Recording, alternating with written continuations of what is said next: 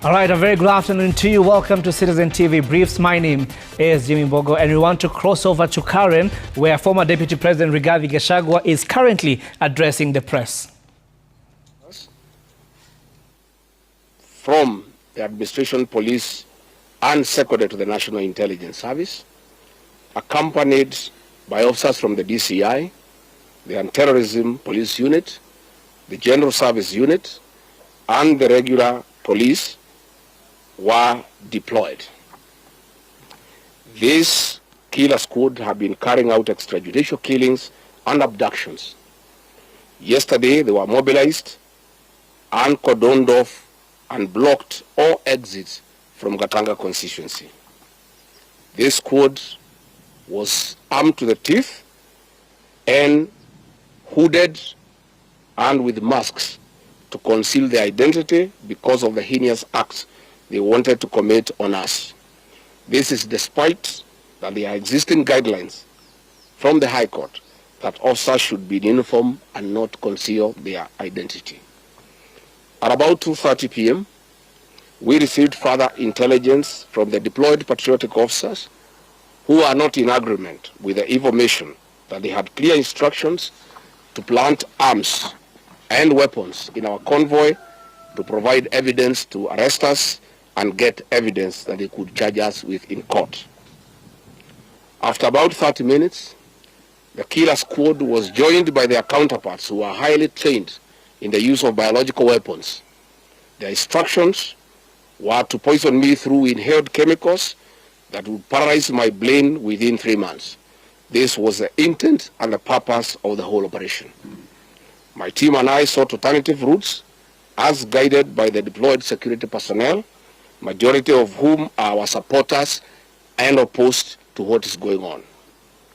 We have credible information that President Ruto has directed that my private security personnel be disarmed and be targeted for withdrawal of their licenses so that they can leave me vulnerable to allow room for goons to attack and possibly eliminate me.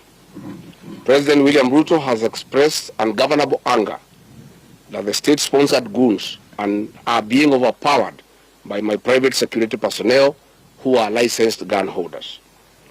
President Ruto is furious that the people of Kenya have not forgotten about the Kiambaa church massacre, where children and women were tortured in the 2007 and /8 post-election violence, and is unhappy that I keep on reminding the people of Kenya of the heinous act.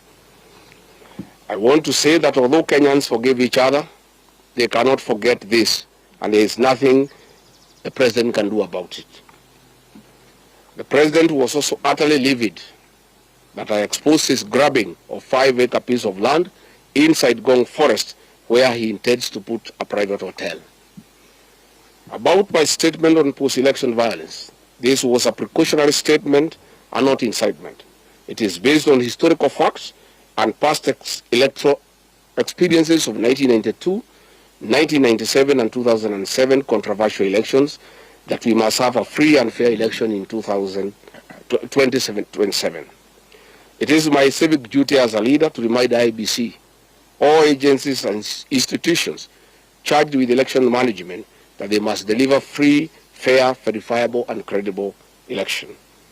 I have heard the CS Interior and other pretenders to the throne claim that they will not allow political violence.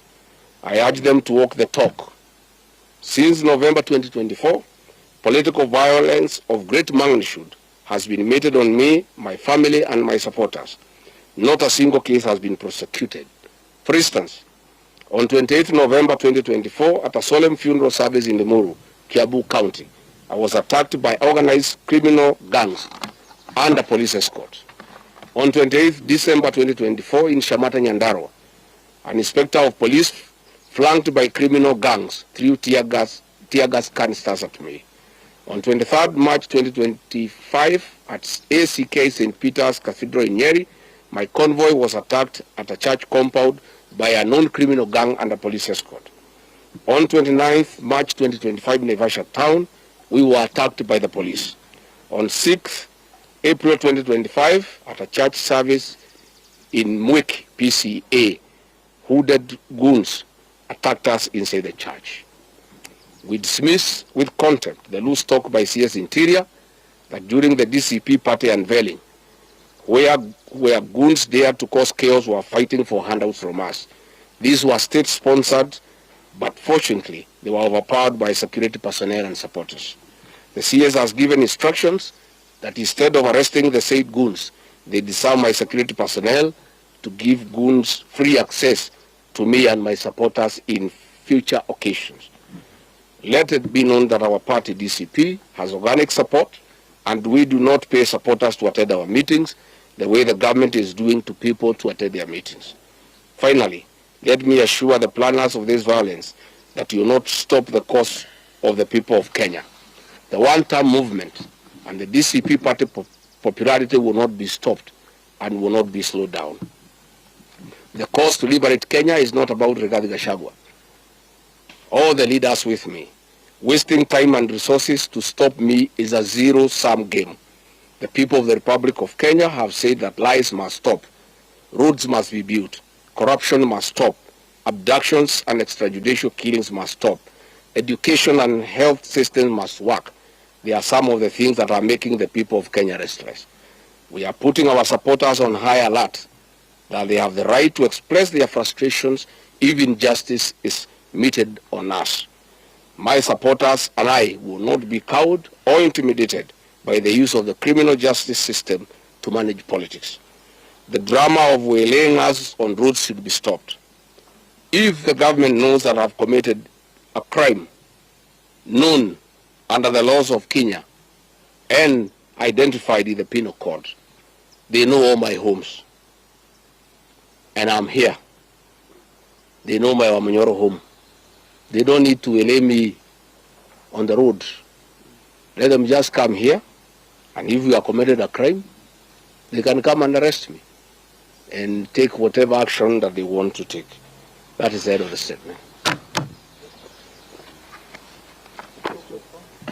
Iko swali? Yes. Yes.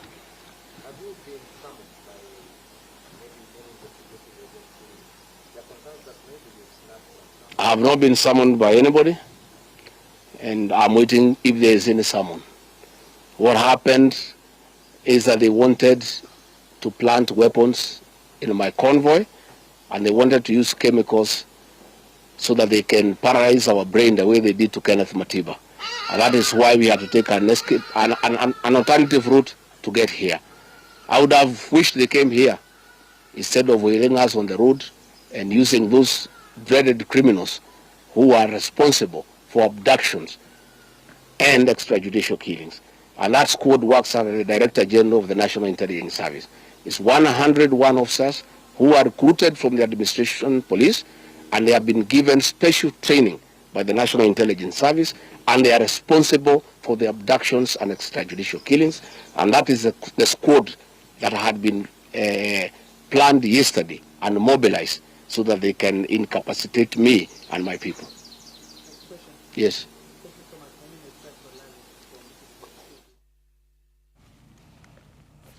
All right, and of course, that is former Deputy President Rigathi Gachagua, flanked by leaders who has made some claims, some very serious claims there, and of course, saying that his pronouncements were precautionary around what happened in the country in 2007, and of course, vowing there that they will not be cowed, even as he alleges that his security, there are plans to disarm his security. And of course, our very own Seth Olale is at Karen, and of course he will be giving us more details later on about what more Rigathi and his team have said. Now, moving on, Trans Nzoia Governor George Natembeya is currently